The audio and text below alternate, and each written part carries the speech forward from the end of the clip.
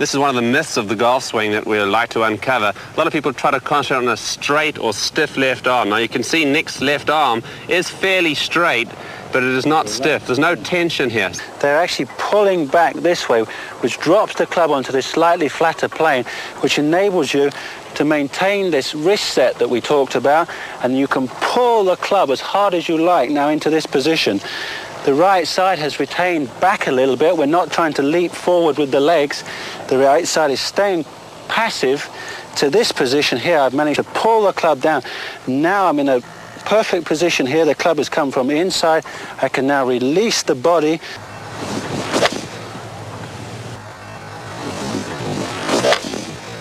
Very important, which most club golfers should really try to follow this point. The arms need to be relaxed. We cannot overstress that. The arms need to be relaxed. You don't want to have any tension in your arms. The takeaway, as it's commonly referred to, or the move away as I refer to it, very important in getting the club moving away to make sure that things move together. Remember, we're setting things up for the rest of the swing. The golf swing is basically a chain reaction, so everything happens from here. So in moving the club away here, you'll notice how Nick moves everything away together. His middle, his navel, and the club move in one piece away together there. For the first few feet, you'll notice how everything turns together. His chest is now turning, and basically his navel is still pointing at the golf club. Now, it appears that the club face is actually open, but in actual fact, it has just simply moved with his turn. You'll notice if he turns and faces the golf club right now, you'll see that the club face in actual fact is in the same position as it was at address. So remember, staying nice and relaxed here, the body moves the club away. Rather than the hands and arms initiating everything, we try to get the body moving the club. There we go, yes. We get him here, and all we're trying to do with the weight, as David said, is resist here. We don't want any lateral movement. We don't want any swaying at all here. What we're trying to do is actually turn and let the weight feel as if it's coming backwards behind us here. Now, a simple tip to make this a lot easier for you is to put the grip of the club right into your belly button there. Now, if you cheat on it and just use your hands and arms, you can see it comes right away. So what we want you to do is turn the stomach there, pulling it into one position. And as you can see, the club is perfectly square. I can put the club back down on the ground, and I could retake my stance here, square. So we're not trying to roll it or fan it or take it shut in any way. We're using the body to pull it there into the right position. This also, in getting the club moving, we can see the right shoulder has started to move behind Nick. The right hip has started to move, and certainly the weight has started to initiate its movement to the right side. One of the problems that Nick used to have in his golf swing was moving the club away purely with his hands and getting the club face very shut, and also moving the weight to the outside of his right foot. So very important to move everything away together. So if Nick turns now and faces the golf club, he's basically in the same position as he was at address. Now we're in a position really where the club continues. Simply what happens from here, the right shoulder turns, the right elbow folds, and the right wrist really hinges. So now you can see at this point here, we've got the wrist almost fully cocked when the left arm is parallel to the ground. Now as Nick continues his right shoulder turning, the weight moves into the right side, the back is facing the target, and he has wound up the big back muscles here, really coiling himself, ready to come back to the ball. One great practice drill David gave me was what I would call a preset position, where after I've taken my address, I preset this wrist cock. So the club is parallel with the line and also parallel with the ground, so I have completed the wrist cock. I don't want to be here or too far down. Set it completely. Now simply all I do is turn my right shoulder behind me, but resisting with my right knee. I don't want anything else to fold back with it. So pulling back with the right shoulder. As you can see, I've completed the backswing in a perfect position. Just quickly run through that again. Set the wrists so they stay in front of me, there. Parallel and on line. Now just turn the right shoulder into that position. I've resisted here, and the other very important factor is I've kept my spine straight So it keeps me in a very good position. Maybe, David, you want to run through a couple of little things on that as well? Yes, I think it'd be very important to mention here, you can notice at the top of Nick's swing there, this is one of the myths of the golf swing that we'd like to uncover. A lot of people try to concentrate on a straight or stiff left arm. Now you can see Nick's left arm is fairly straight, but it is not stiff. There's no tension here. So that's something that you want to really try to work on, is relaxing the left arm, because remember, if you get your arms too far away from your body, you're putting all the emphasis on your hands and your arms. And the other thing really to mention is the fact that Nick has maintained his spine angle that he had at address there. You can see the angle at his waist there is exactly the same as it was at address. There's no lifting or raise or dropping of that angle. So as a result of that, his shoulders have turned on a relatively flat plane. This is one of the things that we've changed in Nick's golf swing. He used to have a very tilted shoulder turn. Now he has a much flatter shoulder turn and is able to get the club in a much more consistent position at the top. This is something you can do practicing. You can take a 9-iron and just work on this setting action, turning the shoulders. And I want to tell you, knowing that you're getting the backswing in the correct position every time is great for your confidence. I think it's probably an opportune time now, Nick, to talk just a little bit about the plane, because I think a lot of people get mixed up with what is the plane or what is not the plane. That's right. We don't really want to say just because you're tall you swing upright, and just because you're a smaller person you swing flat. You are swinging simply on the posture you've created and how your shoulders turn, and that's going to put you onto the plane. Well, exactly. You put that in the ground and we'll show everybody. Well, simply what I'm going to do here is put the shaft in the ground pretty much parallel to Nick's shaft at address there. We'll just check that. That's pretty much correct there. Now you'll notice as Nick moves the club away here, as he sets the club, you will notice that the club is pretty much parallel to that shaft there. That's a reference point that we're using. Remember too that the plane going back is not the same as the plane coming down. So this is purely a reference point. And as Nick continues on here, he reaches his top position there, and he is what I would refer to as on plane. Simply, if we can bring the club back again, Nick, certainly if we swung the club out here, that would be off plane. And if we swung the club around this position, that will be off plane. So simply a very easy reference point is when we set the club is that shaft is pretty much parallel to the original shaft line.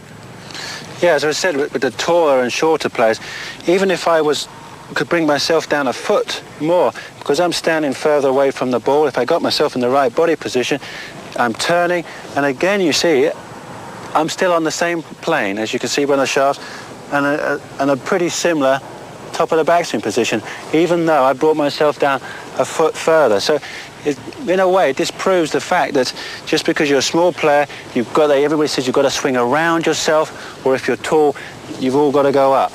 Certainly not. We feel that you've got to get, because you're standing this side of the ball and you're just turning, you're going to pop yourself on plane.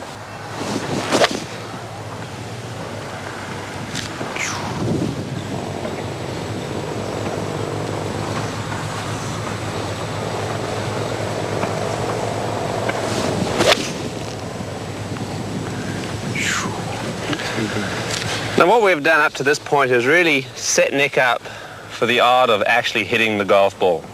Now, if Nick could just take the club to the top there, it is a very difficult job to try to piece your downswing together. Things happen so quickly. In any event, what actually happens as the golf club is going back, some part of the body is actually going forward. So there really isn't a distinction between backswing and downswing, as a lot of people like to make out.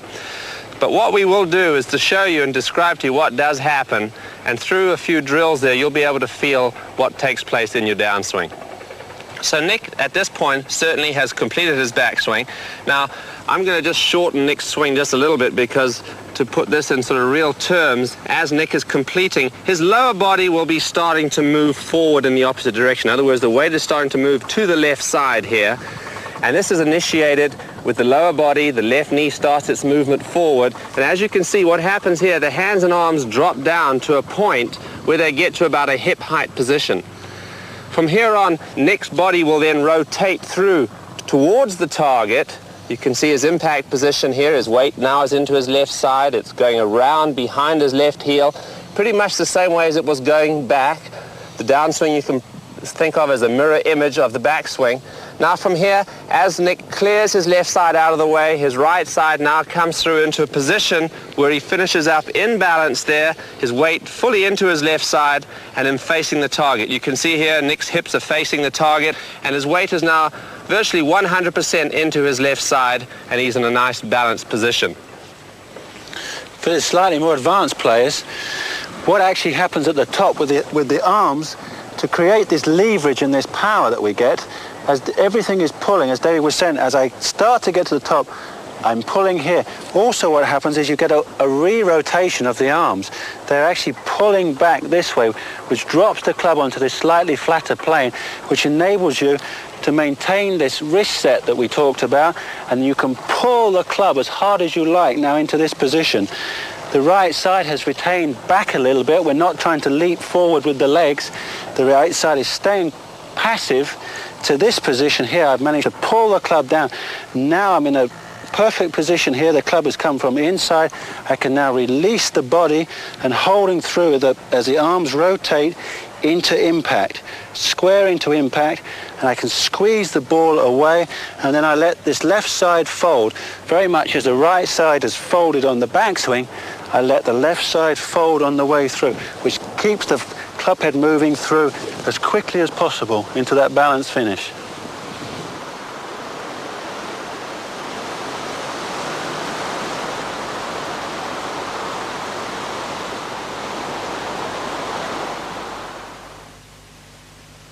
We have a little drill here that Nick will show you with the beach ball. Put it another way. Yeah, as I quickly explained about the arm rotation, this ball will hopefully show it a little easier with how the colours will change. As I take it away, my arms are rotating round a little bit, you see how there, and as I go up into that position. And as I start down, you can see how this is pulling back in a re-rotation before it then starts to return back into the shot, into impact. And then it will rotate through again, which is proving, as you've seen, that the same colour in the same place, that I'm starting off in a square position, I'm square at the top, and I'm square coming back down, and then back into impact, square position, and as you can see it going through, I'm square. I'm not trying to roll things over. As you can see, the colour is now facing down. I'm turning there, back down into impact, and around into a square position, and which is also going to keep this right wrist in the same position all the way through the swing. Up to the top, back into impact, and then round to the follow-through. Again, simply all I'm trying to do is create some leverage in my knees and then with my hips. I turn my shoulders fully, but then I start to resist my leg action here, my hips here. As I'm almost reaching the full 90-degree turn, you can see that the lower half of the body is now pulling, is pushing this way. You actually get the impression that I'm pulling this way, out to the right of the target, and that will then in turn drop the right shoulder into the correct position. So that the club turns on plane, but then to get back onto plane, I get this sort of lifting action. The left shoulder's got to come up. It mustn't stay down, otherwise we get this over-the-top action. We pull in up, which is dropping the club down in this position, and then I'm free to go through. It's very important that we get the body to pull the arms into position rather than trying to put the arms into a position by simply learning to turn. Another one is the club across your chest, the same thing. Turning here and then turning through. By doing this, the arms have got to follow. It's impossible for them to go in any other direction. There we go. You'll find that the actual inertia of the golf club keeps the club on the right track there. We see so many golfers obviously trying to get to the top of the swing there and trying to hit the ball from the top there, as opposed to using the body correctly and really letting the ball get in the way of the swing, as opposed to trying to hit at the ball. Another little drill we've got, which is quite difficult for some of the players we'll find, but we use a towel and we place it under our armpits so it restricts the arms from wandering all over the place on the backswing. It enables us to stay together here.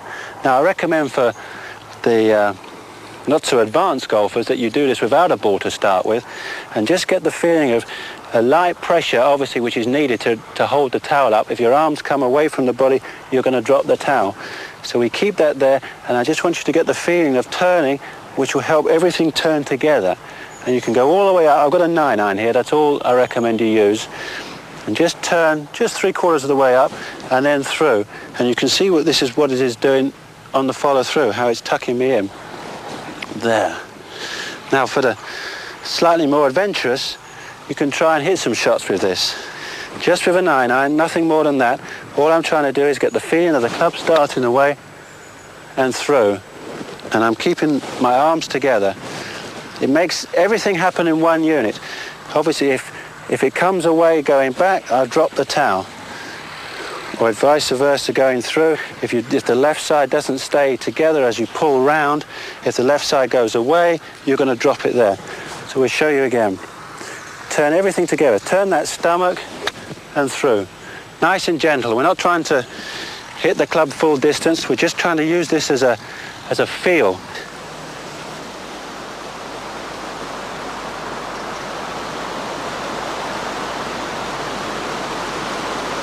Good golf starts with a good grip.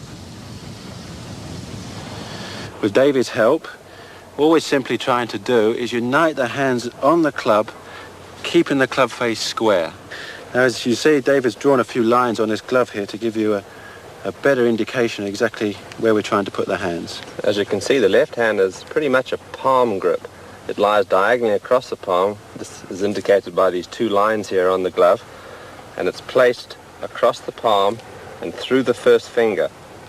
Now, as Nick wraps his hand around here, we'll notice that the V formed by the thumb and the forefinger, the line indicated here, points very much towards his right shoulder. So very important to get that left hand position correctly on the club. And as you can see with these lines, what these indicate are that Nick can see 2 knuckles on his left hand. Very important for the club golfer to have at least 2 knuckles showing on this left hand.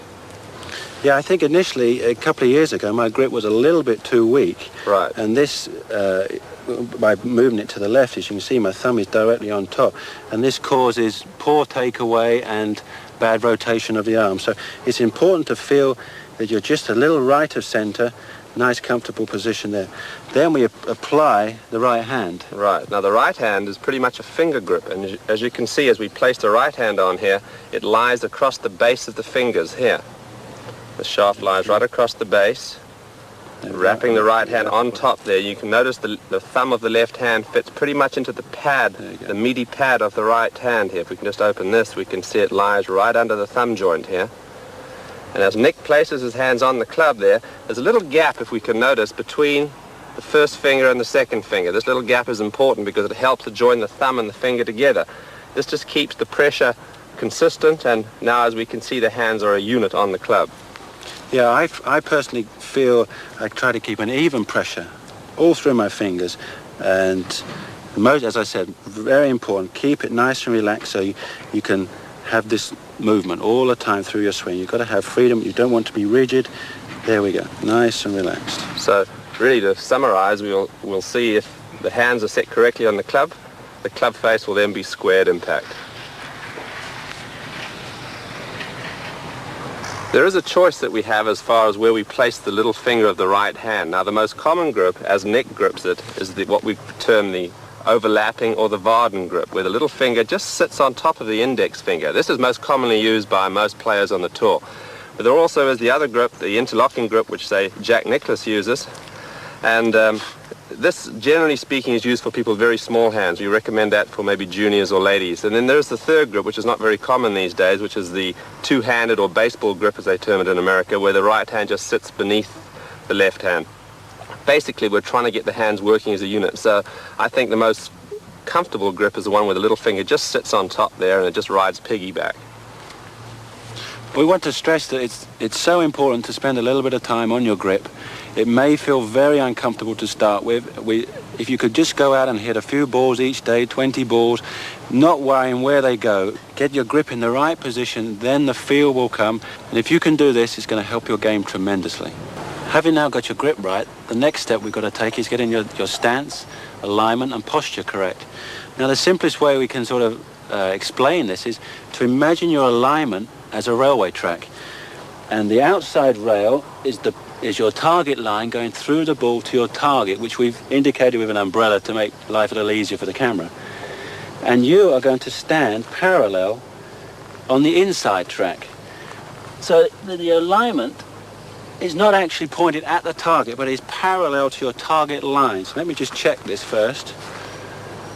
So it's now running what I would imagine to be a little bit left to target, but only fractionally, which is going to get you now in the right position. This is the easiest way you can work on this on the practice ground.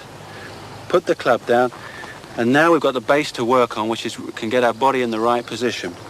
Now let's work from the feet up. We want a nice square stance, about shoulder width apart. We don't be too narrow, because obviously it's going to cause a lot of swaying. And the important thing with your toes and the feet are, if you were to stand naturally, you'd be square. So to make life easier on the follow through, we want to turn out the left foot just a fraction to give you the freedom to let this knee work. And again, we don't want to, on the backswing, we don't want to restrict the turn of the right knee, so we just let that open just a little bit. Right, now we've got our feet positioned, let's go on to our body alignment. And the most important thing what we're trying to do is get every part parallel to our target line here. So we start with our knees. We want these level. But then probably the most important area is your hips. You see how I want these in line, which is going to really pull the shoulders into the correct position. Quite often people worry a great deal about their shoulder position, but in fact, if your hips are slightly out of line, you can see how they're pulling slightly left. That's going to automatically pull my shoulder line. Again now, pointing left. Obviously the other way, if we're a little bit shut, the hips are pointing to the right of target, automatically going to pull the shoulders online. It's impossible to not move these two or move these two independently. So we've now got our body, as you can see, aligned correctly. Our weight distribution is nice and even between the feet. Now what I want you to try and do to get the right body posture is to just stand tall and then flex your knees, so in a nice comfortable position. And what we're trying to do is get the weight evenly down through the knees and into the balls of the feet here. So as a guide, as I look down, I've lost the vision of my laces and that sort of thing. I don't want to go too far where I can't even see my shoes. I'm here, nice comfortable position. Now the next important thing is tipping the waist forward. Now if we go too much from the waist, we create a rounded back, which is a stoop position, very difficult to turn. So where we actually want to bend from is from the hips again, keeping the small of our back nice and straight. We can then tip ourselves forward there into a nice comfortable position where the arms hang nice and freely. Another little guide, if you're about a hand's width away from your left leg there, you've got your hands in a nice position. So there we go. There's the basics. David will now run through probably some of my old faults, I think. Well, very simply, Nick used to have too much weight back on his heels here and very open with the hips there. So what we did obviously was propped him up to a position where the right foot was very square, so we've pointed that out a little bit there. Much easier to get your body turning in both directions if you have your feet pointed out. So what we simply did was actually get the weight further forward in Nick's stance, more towards the balls of his feet. Got his behind stuck out a little bit. You can see his back is nice and straight. If you just grip the club there, Nick, see his back is nice and straight. His chin is up too. You don't want to get your chin too low, because this allows your shoulders to turn freely by having the chin up. And very important, which most club golfers should really try to follow this point, the arms need to be relaxed. We cannot overstress that.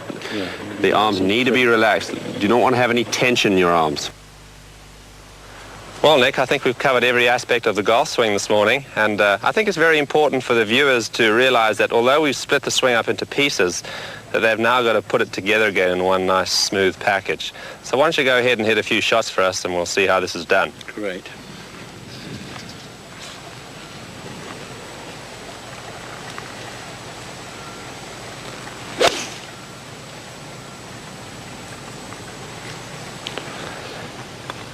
We'll see the overall rhythm and flow of Nick's golf swing, and although he has worked individually on the pieces, he has now put it all together so he can go out and play with the golf swing. Everything looks very natural. In the beginning, I think when you're making changes in your golf swing, I think you'll find it'll feel very uncomfortable and very unnatural. But after a while, these things start to fall into place.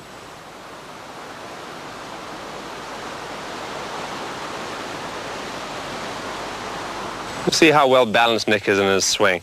Notice how when he finishes with all his weight into his left side, is able to maintain that position too. You find many golfers, when they finish their golf swing, are really not able to hold the position for any length of time at all.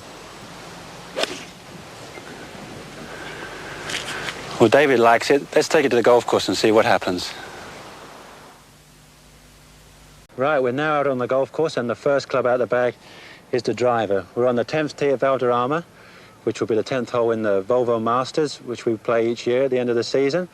We've chosen this hole because it's a good shape hole, and we've got some bunkers in the distance there which we can use to indicate how I line up. Now, one thing that we didn't touch on the range was really the ball position, because this varies tremendously with each club that we use, and also the variety of shots that we wish to play. So now we're on the golf course, we're going to spend a little bit more time showing you that. And with the driver, what we're trying to do, once we've set ourselves up parallel to our target again, our ball position is going to fall somewhere around our left heel to left instep. It's a personal thing. Obviously, some people try to hit the ball a little higher or whatever. The driver, of course, you're trying to hit on the upswing now, so that's why we have a little bit further forward than normal. And again, as we discussed, our posture and our alignment, I'm going to align myself down the left side of the fairway, but my target is somewhere towards the middle to the right-hand side as the hole shapes around the corner. Another thing, which is probably one of the most important things that all good players do, is they have a pre-shot routine. And I, like many others, we start from behind the ball, and we picture the shot that we're trying to hit, and we visualize the shape and everything, and then more important, we pick out a target in the distance that's going to keep us on track and gives us a good guideline. Right, so I'll go through the steps that I use. I stand behind the ball, and simply my target is now down the right-hand side of the bunker. So once I then step away from this, I'm now started into my pre-shot routine. So I've pictured the target, I put my club head down exactly where I want the ball to go. Down the right-hand side of that trap, I take my stance, so I'm nice and comfortable, so I'm perfectly happy that I'm ready to go. Now all I need is a little bit of motion to get the club to move away, and I need one swing thought in the backswing, so I usually think of my hips to get those turning correctly, and here we go.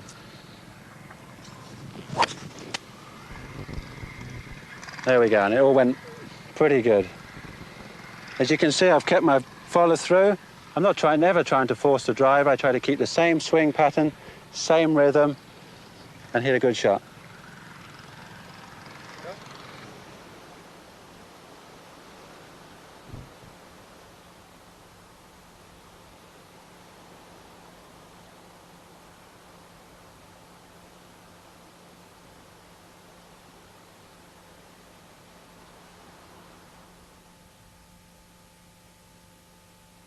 Well, Nick, we were confronted with a par 5 here, which requires a fairway wood.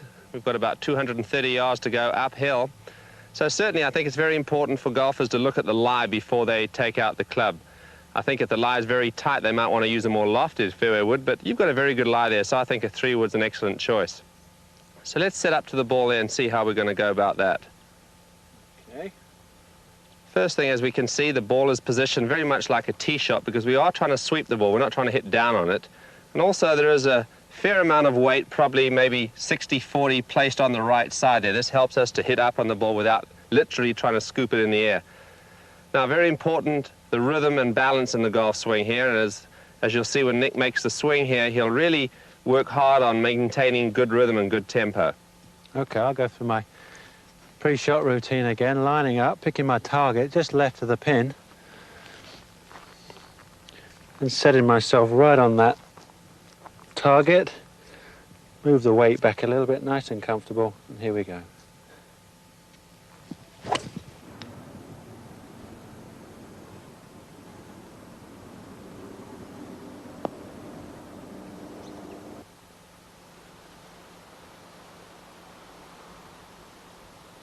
tempo is all important. Maintain your balance and swing to a complete follow-through.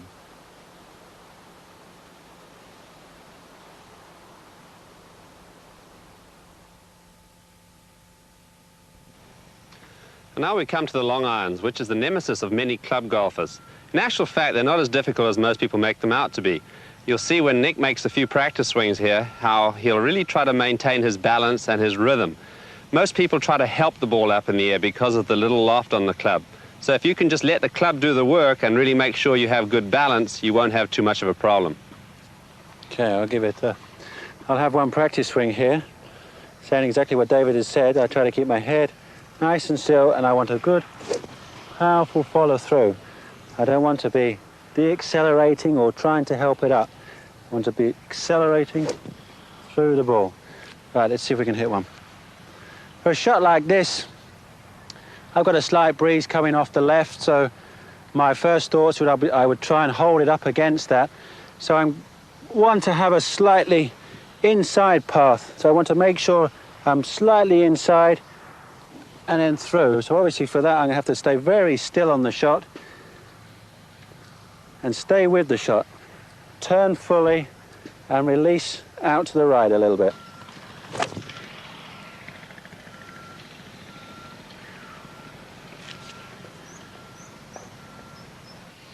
Thanks, Jack.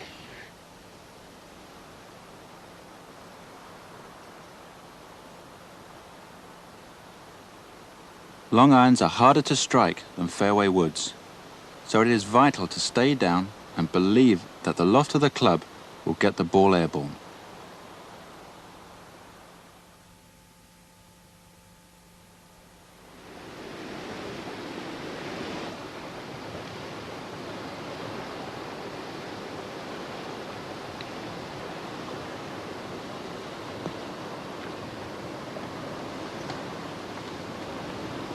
Well, Nick, I think we're into the part of the game that most amateurs need a lot of help on, the pitching part. And, you know, somewhere between the sort of 40 and 80-yard shot is where many golfers need a lot of help. I think really they have a lot of fear about these shots where it really is fairly simple. It's a matter, I think, really of understanding the technique to a point where they make a normal golf swing and understand how far they've got to hit it. That's right. I think we reduced the body movement considerably. We're just going to work with our hands and arms here, even to the extent of grounding our right foot to keep the body still. And the one secret that we like to use is we try to hold the club off a little bit, i.e. we're keeping the club head behind the hands. The hands are working faster than the club head all the way through. As we said, we've got to be aggressive with these shots and not quit on it, not try and help it up, but hit firmly through. Exactly. Why don't you hit a few, Nick, and let's see what we've got. All right, well, we're on the fourth hole of Valderrama here. This is a great example of a pitch, a difficult one, over water with bunkers and everything. So we've got to be positive and firm with this. And as we said, I line up the club on my target, on the pin. I stand a little bit open, but I'm nice and firm. Weight a little bit on the front foot, the left side there. And as I said before, I'm going to pull it through and hold it there through impact. Keep my head down all the time.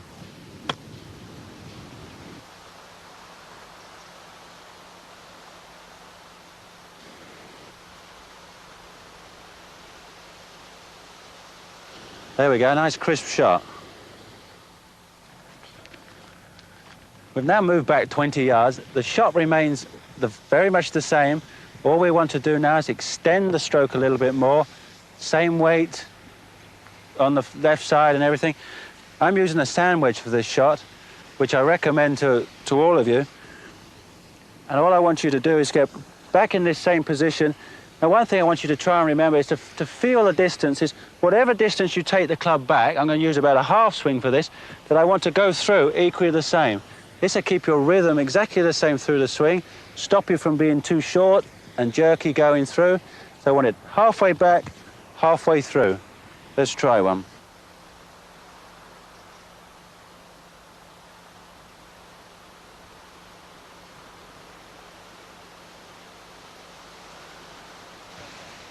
I just want to emphasize the arm action by keeping the body still. Relax your arms and almost make them feel heavy. I'm going to go halfway back, halfway through.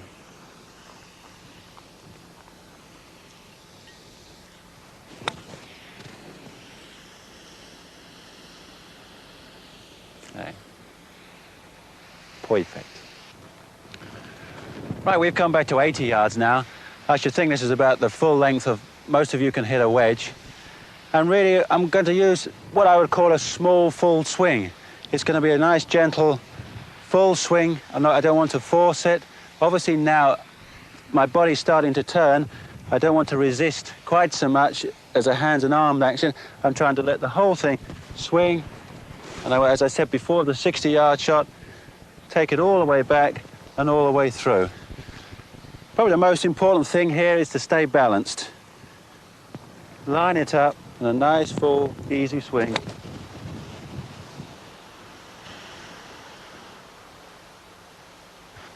As you can see, I haven't taken much of a divot at all. I'm not trying to hit down on it excessively. All I'm trying to get right is my tempo. Nice full swing, back and through. If you're having problems in getting 80 yards, go to your pitching wedge. I think you'll find that a lot easier. I'll hit one more for you.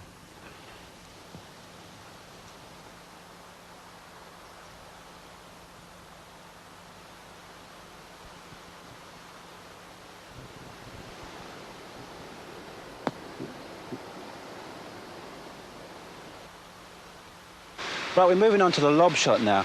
Now we have two balls here and two totally different situations. As you can see from the lie, I have one nice and fluffy lie just on the edge of the rough, and I have one very tight lie. Now this is going to require two totally different shots, even though I'm trying to achieve the same thing.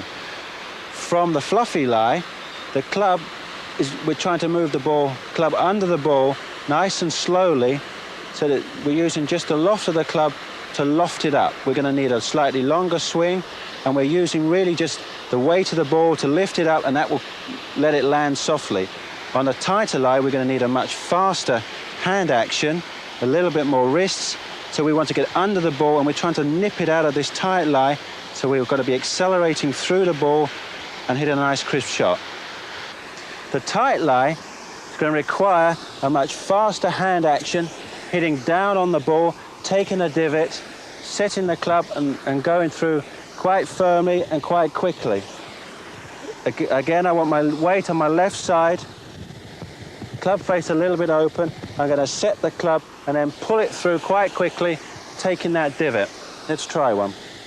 Keeping your head still all the time.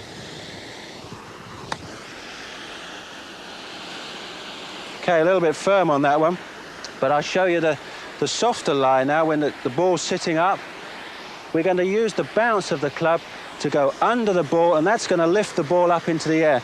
So it's almost, even though we're quite close to green, we're playing like that 40-yard lob shot, the pitch shot rather. We're going to hit through the ball quite soft, a much softer hands and arms action. Because the club face is open considerably, we have to take quite a long swing because we're losing that length. We're trying to send the ball up and then land softly. So again, weight forward and quite a long, slow swing.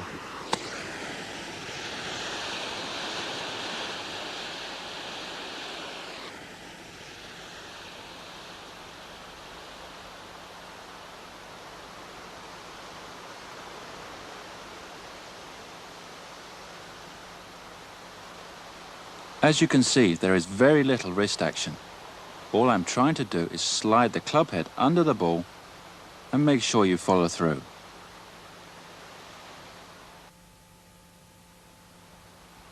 The 6th green at Valderrama is a beautiful par 3. This is an ideal spot to show you some chipping and bunker shots around the green.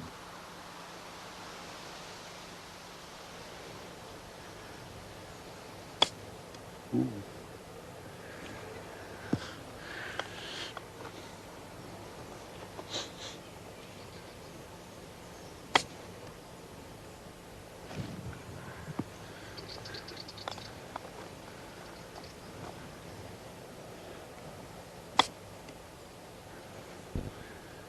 Well, what did you think of those, Dave? Well, the technique looks relatively simple there, Nick, and obviously you've got a good pattern going to the shot there, and must be a lot of feel involved in these shots. Yeah, I actually try to get my right hand as the field club. I use my left as just to guide it through the stroke, but you get the feel with the right hand, almost as if you're feeling the distance, rolling a ball towards the hole. Luckily, I can chip them better than that. Do you change clubs, or do you tend to stick with one club, Nick? Well, we're about 20 yards or so from the pin here, and I think the most important thing that I try to do is get the ball onto the green in those first couple of yards and then get it rolling like a putt. I almost read it like a putt. You know, I stand behind, picture the shot, I get the break, and my target area is here, just a yard or so onto the green. And, you know, I move a little bit back in the stance and work very much with just hands and arms and feel it forward. So we're just trying to get it on a yard or so. There we go. Yes, the ball really hugs the green and rolls up, doesn't it? Yeah, and I think as we work closer, as we get closer to the pin, we can change club, and then it really does become feel. You've got to come up, picture the shot. You've got to see your lie, be able to get the club behind the ball nicely. Obviously, if we've got a lot of grass, we need to go for shorter irons. We use 8 irons and wedges, and then we can hit down on it a little bit more. But on a longer shot like this, very much a feel shot in the right hand. Very much like a long putt.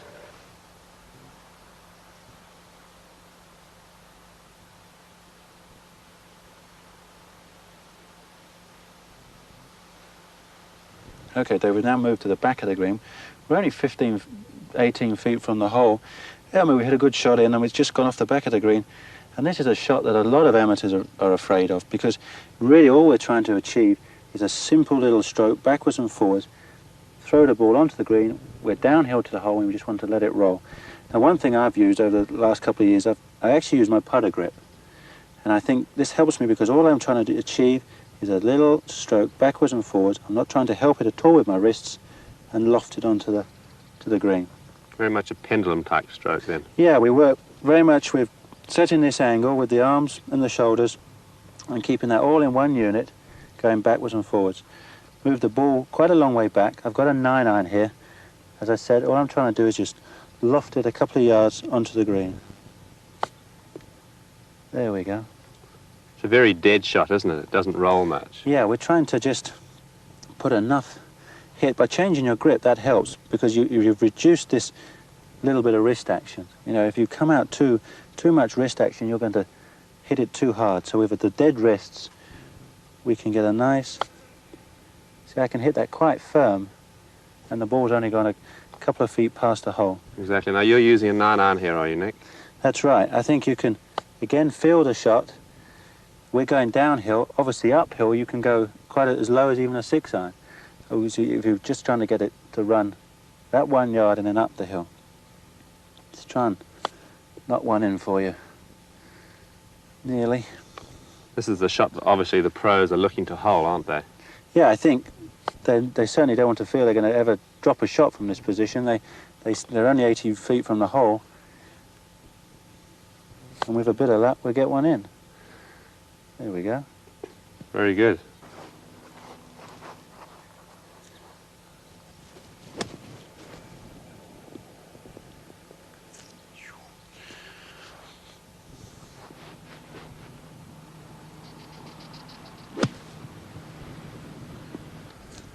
This is part of the game that a lot of amateurs are very scared of. David, let's get you in here and explain the technique of bunker play. Well, you certainly made those look easy, Nick, and we'll see if we can do that for the viewers. First of all, I think it's probably a good idea to describe the sand wedge there, because many golfers, you know, think they can get away with a poor sand wedge, but you find most of the pros are very particular about the club that they use. I think the importance is getting the right amount of bounce. You know, this is how measured how the bottom of the leading edge is below, sorry, the bottom of the back edge is below the leading edge. And this, of course, when you strike the sand, enables you to hit down on the ball, and then the club will lift itself out of the sand for you. You don't want anything that's too sharp where the club just keeps going down. Right. Yes, I think it's important to understand the fact that this is really the only shot in golf you don't actually have to hit the ball. The ball is riding out on the sand. You use the sand as a buffer, and that's how we get our spin. Right, and it's really not as scary as most people make it out to be. Right now. Well, let's set up to it here. Certainly, the first thing you're going to do is set yourself a little bit open. You can see the way Nick sets up there. He's got his feet, his knees and his hips and his shoulders aimed probably about 30 degrees left of the flag for this length shot, which is probably about 40 feet. He's placing the ball just forward in his stance there. There we go. Draw a line. Sort of. There we go. And I'll just draw a line in this direction so you can see where the ball is positioned in relation to his feet and how open he is standing. Now the important thing in setting up to the ball is to grip the club correctly. When Nick grips the club there, you'll notice, first of all, the face is open, but he actually opens the face and then grips it. It's very important that you must not, under any circumstance, just open the club face, otherwise it'll return closed. So the club face has to be opened initially and then the hands placed on the club. Okay. So the club face is set slightly open. In fact, the club face almost looks slightly to the right of the target, of the flag. Now, Nick's feet are just approximately a little narrower than his shoulders. Now, as he swings the club back, we've assumed he's buried his feet in for good balance. Yep. As he swings the club back, you can see the wrists do hinge, and he is not attempting to swing the club outside here. He's swinging the club on the line of his body. Now, we'll notice as he swings the club back, the wrists have hinged fully, and he's in a position where he can now simply allow his hands and arms to release through the ball there. So he's going to look a couple of inches behind the ball there, keeping his eyes focused on that spot rather than the ball. And we'll see the full flowing motion of his swing here. Yeah, it's important that we keep the extension. So many amateurs hit down and expect just the explosion to send it out. We're not trying to hit a lot of sand. I'm trying to enter a couple of 2 inches behind the ball and come out probably 2 or 3 inches. So I certainly don't want to go in deeper than that. You'll notice too, when Nick plays this shot, how well he stays down. The flex in his knees stays very, very constant. So we do not want to stand up on the shot at all through the ball, otherwise this is where the blade shots come from.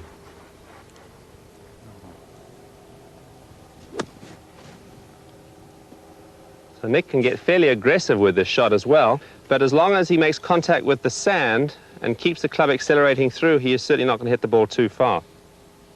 I also find that keeping your base still, if you use too much leg action, if you try to help the ball out with too much leg action, you know, you've moved your center forward and that's going to cause you to thin it. So keep that right knee firm in that one position and really just use your hands to pull the club through the ball. There we go.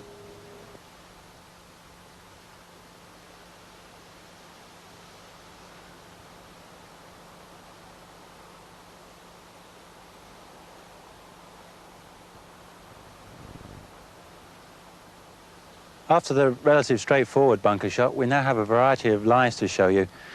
And we start off with the uphill lie, where the problem we have faced here is really we have a wall of sand in front of us. So, number one rule is we're going to have to hit the ball a lot harder. We won't need quite so much an open face because the ball is already on the upslope, so we're not going to have too much problem in getting the ball up. And really, we don't want to hit too far behind it either, because we're going to have to take a lot of sand and we're going to have to pull through the shot and be very aggressive on this one. So let's see how we can play this.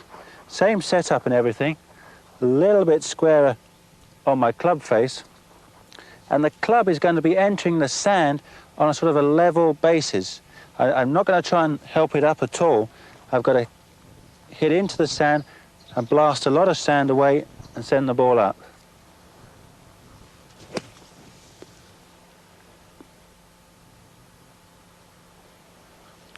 Just to repeat this shot once more, remember I've got this wall of sand in front of me. I don't need to release the club at all. I can hit it in quite firm, holding this left wrist solid.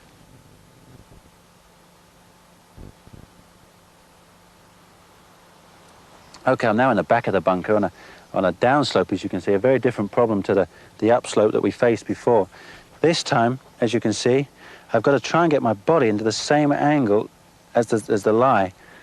So I have to get myself well forward and my shoulders down a little bit, because what I'm trying to do is chase the club through after the ball, keeping it down. If I'm back on the same normal level, as you can see, the club will enter right in the back of the ball and you'll probably thin it out. Again, the ball is rather going to come out a lot lower and run. As we saw with the uphill shot, that comes out a lot higher and will always stop. So again, I'm opening myself up. The club face is on target, and I want to pick it up a little bit more this time, because invariably you're going to have the back bank in front of you. So pick him up and go through. Keep your head down all the time, and let's follow through after this one.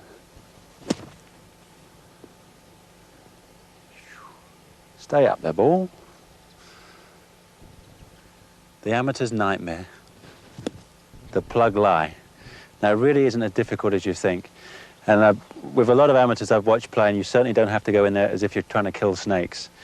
Really, all you need to do is have a short, sharp thump through the sand, and on this occasion, you don't need to follow through. What we're trying to do, depending on the length of the shot, on a shorter one, we can have the club face open, and all we're trying to do is have a nice thump going down through the sand. And as you can see, I'm just trying to keep down and just remove that sand from in front of me. The stance is very similar, just a little bit more weight on the left foot. We can set the club a little bit more on the backswing because we're trying to get down steep into the ball.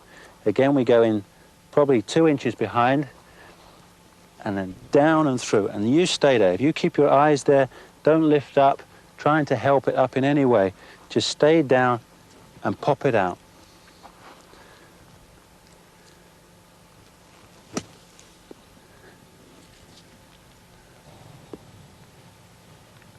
From this plug lie again, if I require to make the ball run further, imagine it's going to go past the pin this time.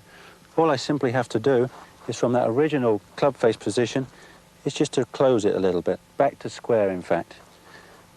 And again, there's the same downward stroke and popping it through, and it should run a lot further.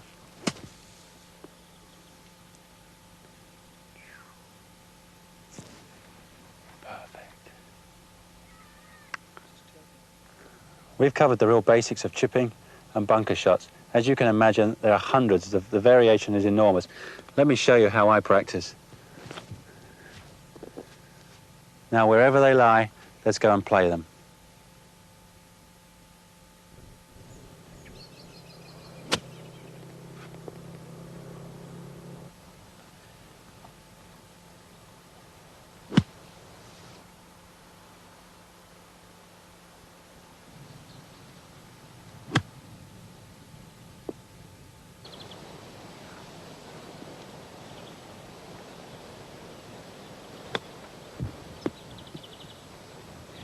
An easy one at last.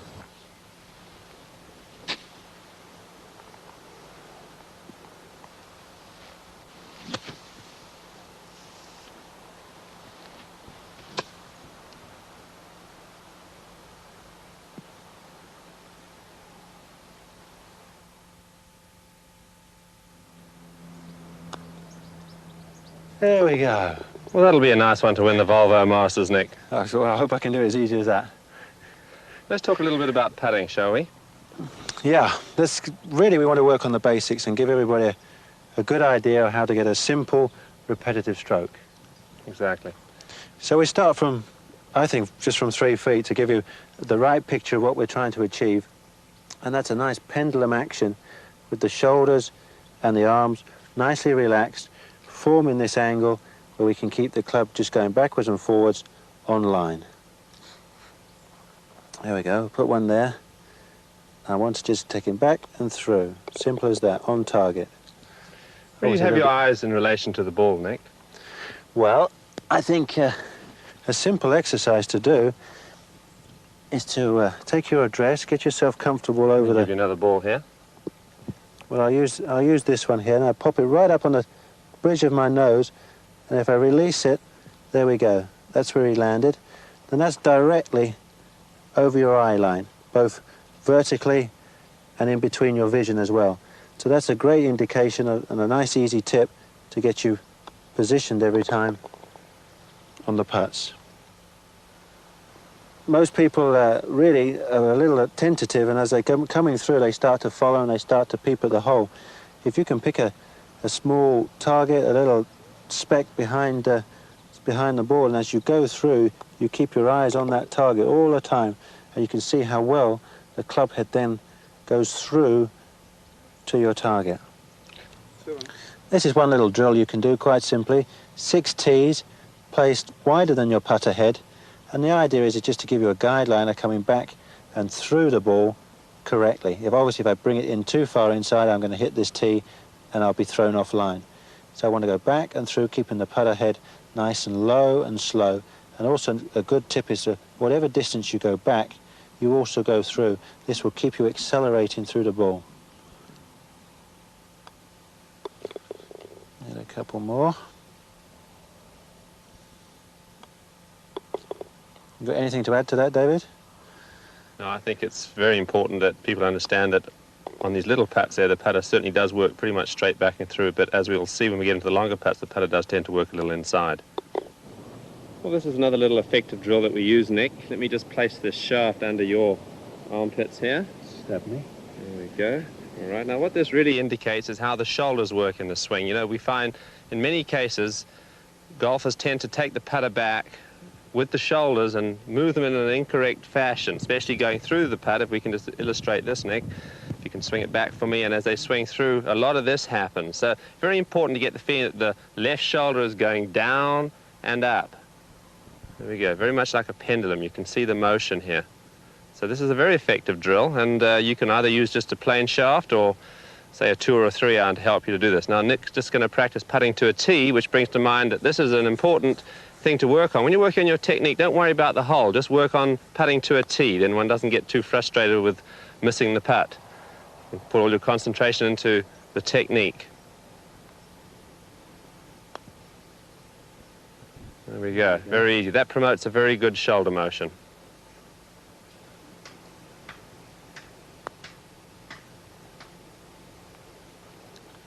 Well, without a doubt, there are many individual putting styles, but the thing that all great putters have in common is feel. And this is one drill that we've developed to help you to get the feel.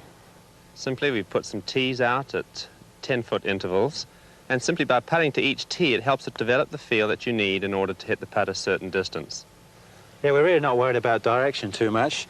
It's really trying to obtain the feel, and you just putt at these at random. And it's by doing it just once, it teaches you a little bit of muscle memory and certainly a lot of feel. Another simple way of doing it is to putt them one-handed. We recommend you use your right hand as this really is your feel hand. Your left is really your guiding hand. And again, you can just let this flow nice and freely and send them down to whichever tee you wish. And then one more little idea, which is very good, is once we've got our direction, after you've taken your aim, take a good look at where the tee is, and then shut your eyes and remember that, and hit it through to the tee. Using your right hand again to feel the putter going through to the target. Do you feel your putter grip very light on the club, Nick? Yeah, I use a slightly overlapping grip, but I try to keep as much pressure out of it as possible. Can I just pull it out of your hands and see? There you go. There we go. You see, most people tend to strangle the putter, thereby losing feel. Gripping it nice and lightly really gives you the sensation of the putter head, doesn't it? That's right. You want to spend a little time just feeling your putter head. On your practice stroke, all you're doing is feeling the weight of the putt and feeling the putter head. And then we come back into the putt and let it go nice and freely through to the hole. That was a better one. Now, there are situations in golf, unfortunately, where we're not left with just a normal, straightforward golf shot. And there are times when we're going to have to manufacture a shot. Now, with a slight variation of your technique, you'll be able to hit different types of shots. So Nick is going to explain a few of these shots that come up fairly often. The one which you're obviously going to be faced with, well, hopefully not too obviously, is a tree in front of your path to the pin. Now, the route that I've chosen for this shot is under the tree because I've got a nice run up to the green, so it's possible to play this. So I'm only about 140 yards from the hole, but I've got a 5-iron here, which I can de-loft quite simply by, A, strengthening my grip very, very slightly, which is going to de-loft it, moving it fractionally back in the stance. Now I can see the club face is going underneath that branch. I can even move my weight a little bit further forward, and as I take the club back, I can set the club a little bit more. Again, everything is going to give me a slightly steeper blow and de-lofting the club, you see, through the ball. And I want to keep the club head behind the hands at all times. So I follow through here. I don't try and scoop the ball up, where you can now see the club head has gone faster than the hands. And most importantly, swing it nice and slow. Don't snatch at it, and stay down and believe you can do it.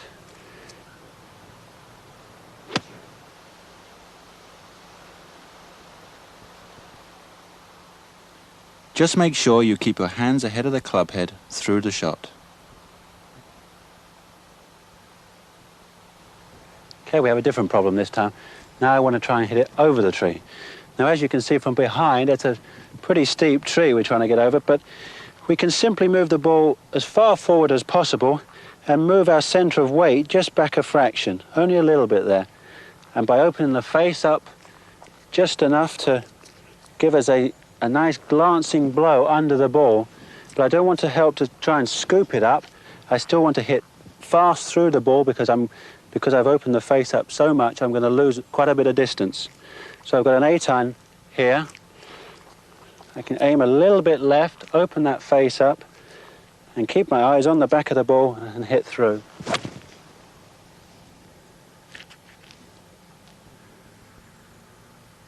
And there we go. We got it over and safely onto the green.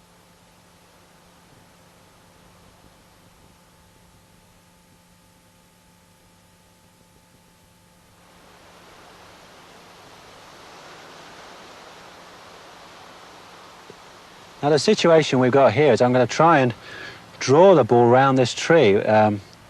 Luckily I've got a bit of right to left wind to help me, so David, if you'd give me a little lesson here and run me through exactly what I've got to do. Well, certainly. You know, in order to shape your golf shots, you really have to do it through body alignment. Yeah.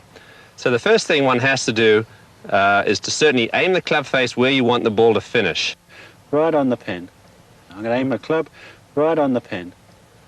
Right, now if you could then line your body up to the point where you want the ball to start. So now what we've got virtually is a situation where your body is slightly closed in relation to your club face. Yeah. Now certainly to have a good picture in your mind of the shot you're going to play is very, very important. So you're probably going to have the ball a little further back in your stance than normal. And certainly by visualizing the shot in your mind, you'll probably sense that you're going to release the club a little bit more with your right hand. So let's see if we can picture a good right to left swing shape here. So I've got my club head on target.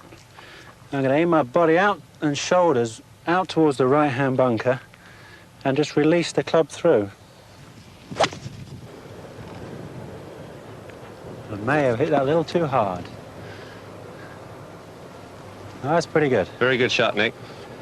Well, we put you in a situation here, Nick, which requires a left to right shot going around the other side of the tree. So let's set yourself up here as if we're going to play a slight fade. So first of all, let's line the club face up at the point where we wish the ball to finish. Right on the pin. Right, now set your body up a little left of target there where we would like the ball to start. Okay. Place the ball a little further forward in the stance as well. Now what we're also going to do here is to weaken your right hand. Get your right hand a little more on top here. This helps to keep the club face open through impact. Yep, and I think I can pull through hard left through impact as well and hold the club face off. Exactly. Now it's very important to visualize this left to right shot. Okay. Got the club on target, aiming left, and a pull hard left.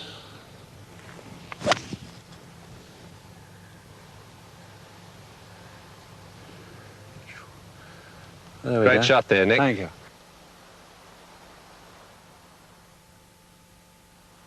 Tempo is one of the keys to consistent play. It helps to eliminate the pressure and the stress from the game. Through the whole of my career, swing tempo has been my strongest feature. To illustrate, I will hit 15 shots with 5 different clubs. See if you can spot where I change.